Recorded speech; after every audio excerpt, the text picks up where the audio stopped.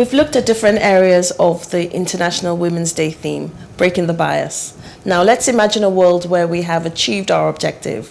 We've broken many biases. Women's voices are now being actively heard. There is now gender parity, i.e., every organization has at least 40% women across all levels. Picture this world. Yes, it's a beautiful, more inclusive, fairer world for both women and men. This world is now the gold standard. Now, add emotions into the mix. Then ask yourself, do we have a good dose of emotional intelligence? Why does this even matter, you wonder? Let's find out. But first, let me introduce my guest, Nkem Offonabo. Nkem is an integrative life coach and behavioral change therapist, a certified NLP life design and mastery, emotional freedom technique, and matrix reprinting practitioner. That is a mouthful, I know. She's the founder of the Work-Life Organization Global Limited, a professional coaching and human capital transformation consultancy. She's also the author of the best-selling book, The Harmonized Life, a personal leadership and organizational transformation book written for busy professionals and entrepreneurs who want to take charge of their personal and professional realities to achieve optimum performance, productivity, and profitability, as well as organizations that want to build a great place to work. In May 2020, she was recognized as one of the top 50 leading ladies in corporate Nigeria by Leading Ladies Africa, and served as a mentor for their career advancement and mentorship program.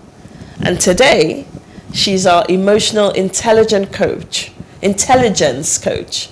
So she's going to be answering that question I asked earlier.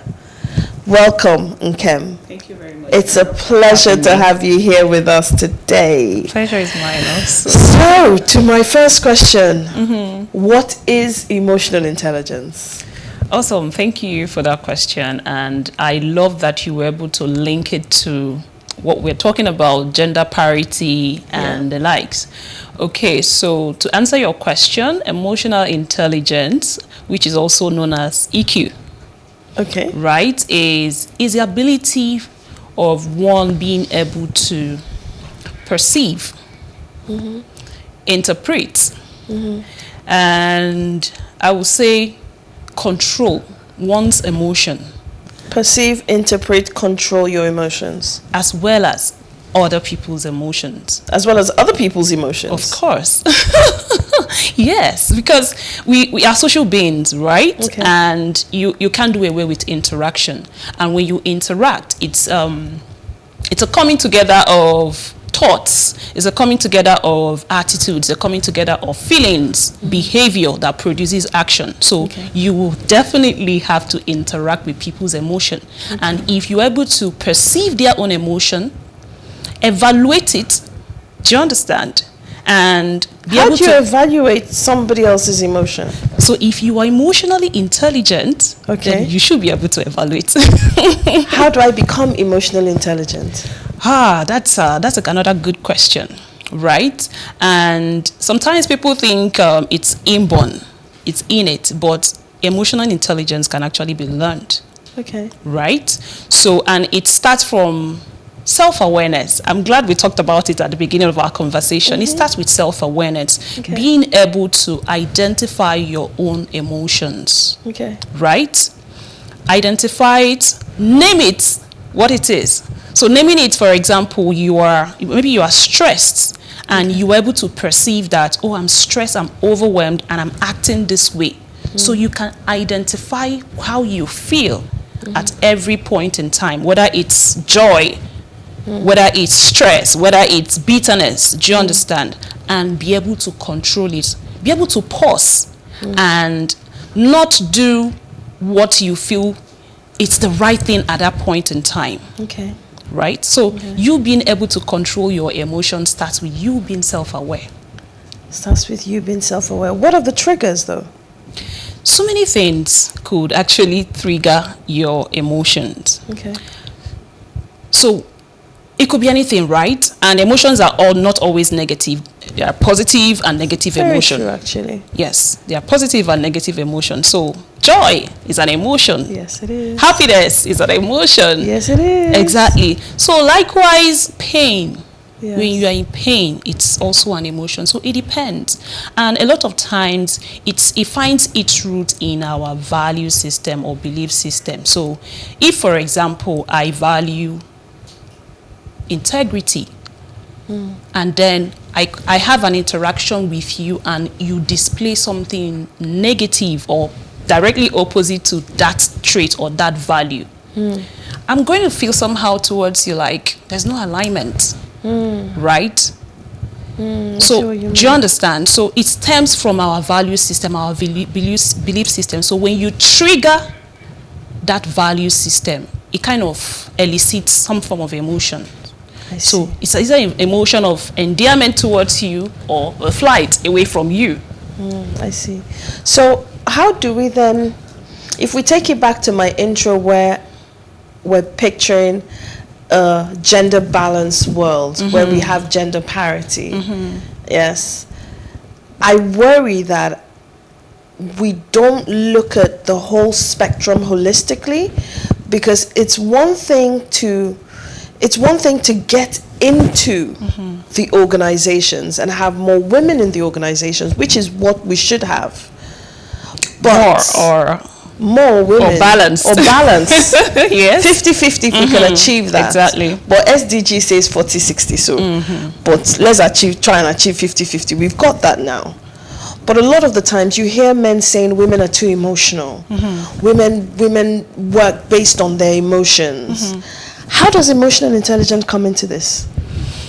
Okay, it's interesting to know that from research, it's been said that women are more emotionally intelligent than men.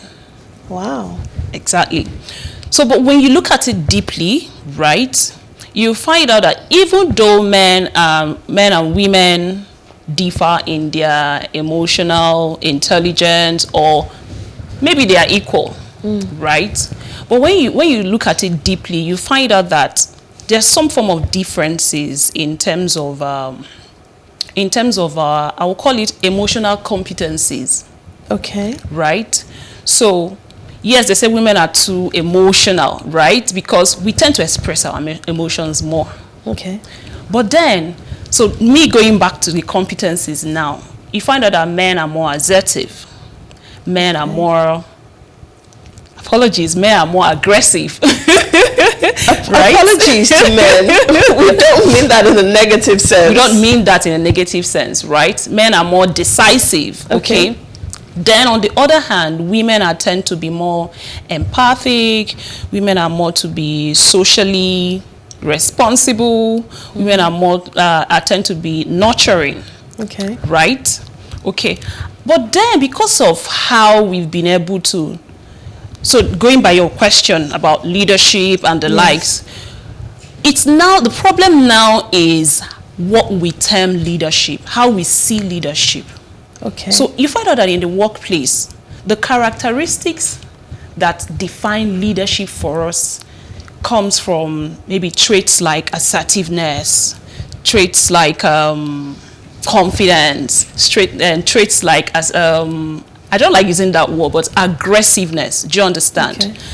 And you find out it is men that possess those traits more than women.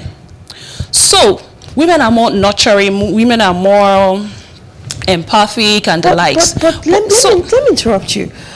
Women are also known to be, can also be known to be aggressive as well. Women can be known to be more confrontational. So in the workplace where you're trying to ensure that we have a seat at the table, you can find situations where some of the men don't want to deal with the women because they feel that they're too emotional. Yes, they're too emotional, they're too aggressive, they're too in your face, they're too confrontational. So that's where like I said, women are more emotional, right? They tend to express their emotions more, right? But when you look at most of the emotions that they express, there's some form of aggressiveness there. But you find out that women are more nurturing. Think about while we are growing up. Think about why we are growing up. Women are tend to, or they are being socialized to be more nurturing, even from the way our parents treat us. They will when you see a guy crying, you're like, why are you crying like a woman? But that's a bad thing, though. That's a bias. So that that's needs to be bias. broken. That's the bias that needs to be broken, and it's the same bias that is affecting women. That kind of places men in a more advantaged position than women. How so? Okay, so that's why I went back to what we term leadership. So in the workplace, we look at leadership as or a leadership position as someone who is more assertive, more decisive, who doesn't show a lot of emotions, and that kind of we prefer men for those positions. So that's why women get disadvantaged in such positions, right? Okay. They don't tend to put them in leadership position because they say they don't know how to manage their emotions. You know. But men can conceal their emotion most of the time. They can actually conceal their emotion. As long as a decision needs to be taken, they can conceal their emotion, take a decision. But women will tend to more express their emotions, and that could even, you know. But that is that. So it's not a good thing. So that's the bias we need to thinking. break. That's the bias we need to break. How do we then do that, and how does emotional intelligence help us do that? So we need to change our definition of leadership, really. I see. We need to change our definition of leadership, because leadership is not just being about being decisive. It's not just being confident. We are in an era of human interaction. Okay. Authenticity, genuine human interaction. And if we really want to have genuine human interaction, you can't do away with empathy. I see. You can't do away with empathy. You really can't do away with it. I see. So this is time for us to rethink or redefine leadership, what we call leadership. I see. And that is where women has to come in. I see. So in the gender equity conversation, one of the arguments for gender parity is that empathy is an essential part of being a good leader. A true leader, absolutely. I see. Nurturing relationships. But isn't there something called over-nurturing? Over-nurturing. I don't know. Or Can being you- over-empathetic or... So that's where the balance comes. That's why the balance has to be there. Okay. So bringing all the male traits and bringing the female trait, put them together. And that's where you find the balance. That's where you find the equity, both in leadership or in gender. That's where you find the equity. So that is where fairness, justice takes precedence. Authenticity, yes. I see. Okay. So there's something called emotional quotient. Yeah, of course. What is it? And how is it different from emotional intelligence? Okay, the simple way to answer that question is, I'm sure you've heard about IQ. Yes. So the same way IQ measures your level of intelligence, that's the same way EQ measures your level of emotional intelligence. So EQ is a measure of EI. Right. Emotional quotient, EQ, is a measure of emotional intelligence. So you can't say you are emotionally intelligent if you just read it about or know what emotional intelligence is, but if you haven't lived it, if you haven't practiced it, if you haven't even been in a situation that tests your emotional intelligence and see how you react. I see. So you can't say you are emotionally intelligent until you begin to practice it, until you begin to live it. So it's just beyond knowing what it is, really. I see. So we're in an organization that has circa 500 employees. We have 45% women, 55% men, from junior level to director. Would you say that all employees, both men and women, should in reality take an emotional quotient test to determine their ability to lead effectively?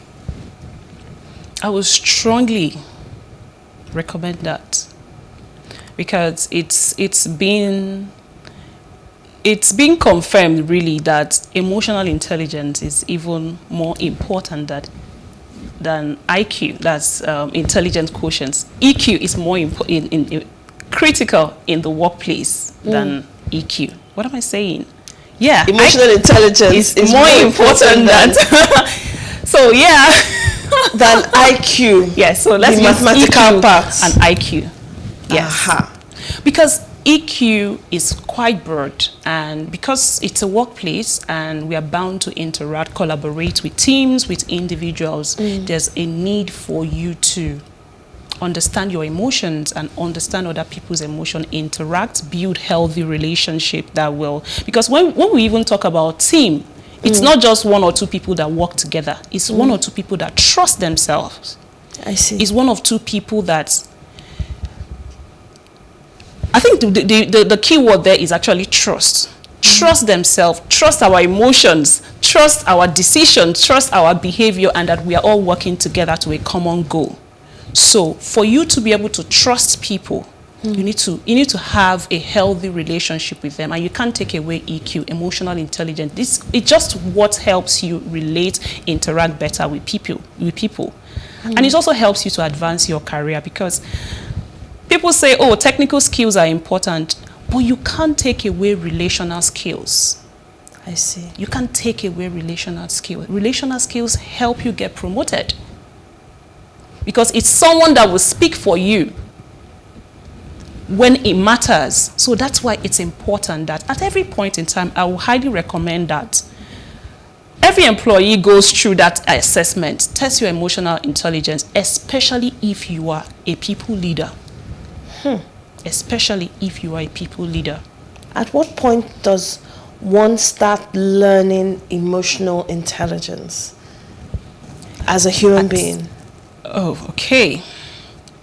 So I would say at any time, really, even as kids are growing up, because our emotional state, our physical state, growth and development starts from, of course, the baby stage and all of that, okay? So as parents, if you are emotionally intelligent, it's also important that at that stage, you groom your children. You let them know what it is. You let them know how to first of all, be self-aware and how to self-regulate. How to be self-aware and self-regulate. Exactly. How do you self-regulate? So that's when we talk about emotional intelligence. So first of all, the awareness has to be there. Oh, this is my makeup, this is my strength, these are my weaknesses, these are how I react to different situation.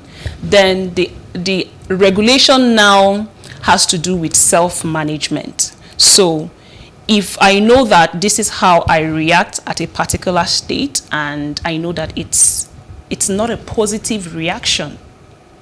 So for example, when you are overwhelmed and you tend to react negatively, or maybe have an outburst, of course you know that it's a negative reaction. So what can you do at that point when you are overwhelmed, instead of maybe throwing a tantrum or just shouting on another person? What can you do? Can you step away from that situation to calm down, or refrain from responding or shouting? I'll give you an example. This is a practical example of what happened to me in the place of work. So I don't want to go down to the little details, right?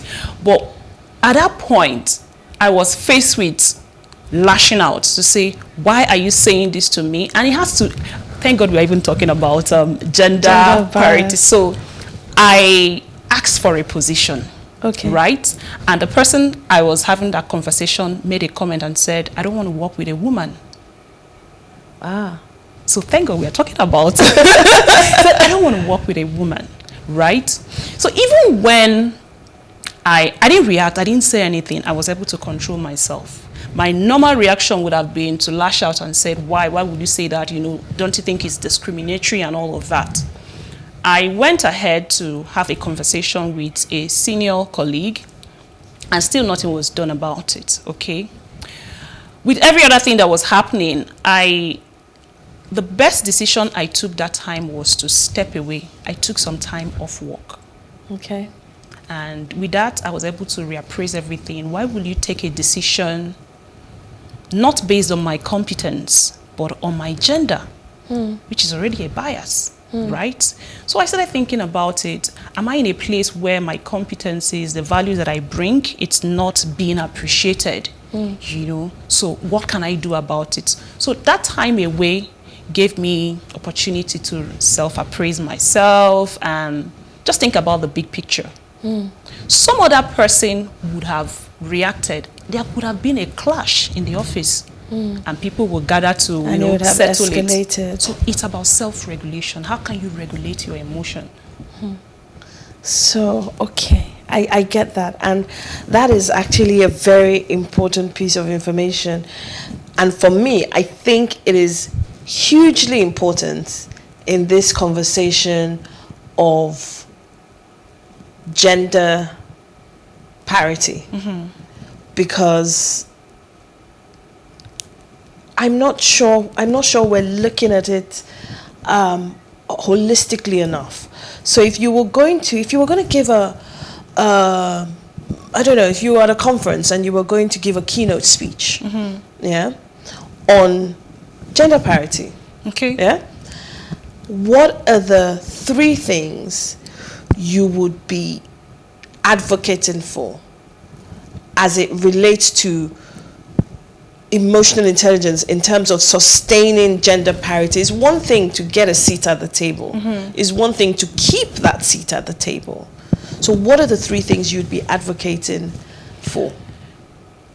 So I think the most important thing for us, you and I, we cannot even, while we are seated here, talk about or be able to resolve this issue of gender parity, gender equality.